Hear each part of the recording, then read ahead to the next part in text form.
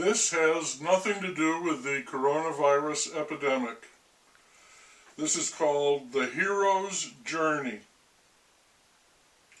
Not long ago, I read a book entitled Monster.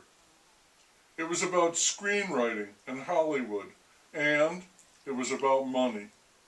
The monster, in fact, was money. While I was reading that book, another one came to my attention, and while one volume about screenwriting is all I can take, praise for this book, yes, it was referred to as a Hollywood Bible, was so fulsome, so enthusiastic, that I caved and I got a copy. It was called The Writer's Journey, Mythic Structure for Writers, and the author would be furious if I did not tell you that it's in its third edition. There's a nice picture of a hedge maze on the cover, and there are lots of nifty charts, lists, illustrations, and diagrams in the book, all letting the reader know that the story is structure, and the structure of any story is built on what the story needs. I'm thinking about working with a needy story. I suppose all stories are needy in some way until they are finished and need no more. The writer has broken those needs down into specific forms, including the archetype of the characters who will appear in the story and exactly what will happen and when. A good story is like a good train. They both happen on time. All of this is based on what the author calls the hero's journey. So, we have the writer's journey and the hero's journey. And yes, the author says they are one and the same. I hear lots of talk about life as a journey. You, me, we're all on a journey. I was recently reading about explorers, and of course they are, by definition, perpetually setting forth on a journey to somewhere. Each of them would qualify as a hero, a word the author said came from the Greek meaning to serve and protect, the motto, he reflected, of the Los Angeles Police Department, others as well. He did not speculate on whether the police are seen largely as heroes today. The author came up with all of this when he was going to film school at USC. It was there he came across Joseph Campbell and his book, The Hero with a Thousand Faces.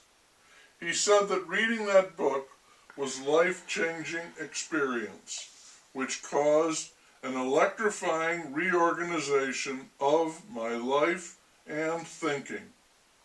He says that book was a flare illuminating a deeply shadowed landscape. He liked that book a lot.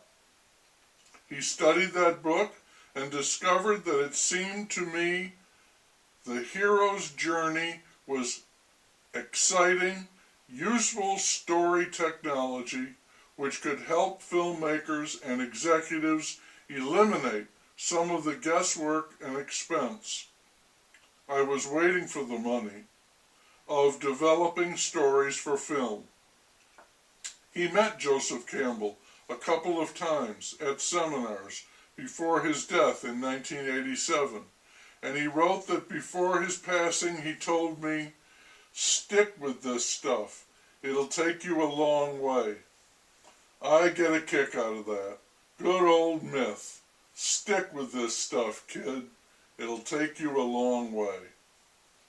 The book lays down its structure for the hero's journey, 12 key steps, kind of like the Stations of the Cross, Christ's journey, and then analyzes story for stories for evidence of that structure.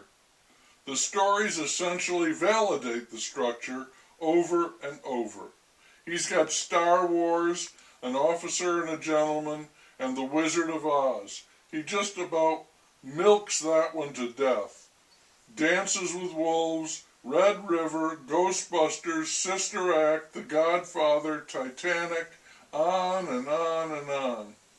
The hilarious thing, to me, is that somehow, mysteriously, magically, all of these stories were created without the aid of the critical structure provided by the hero's journey.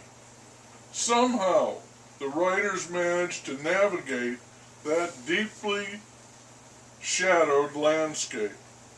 How that could ever happen is something the author does not bother to explain. He's too pleased with his amazing 12-step, like AA, the drunkard's journey, structure. He and his structure have worked for years. Stick with this stuff, kid. As story consultants. He's especially proud of the work he did with Disney as they were in the process of developing an idea that began on a plane ride with Jeffrey Katzenberg and his creative staff about the moment when you knew you'd become a man that eventually became the Lion King.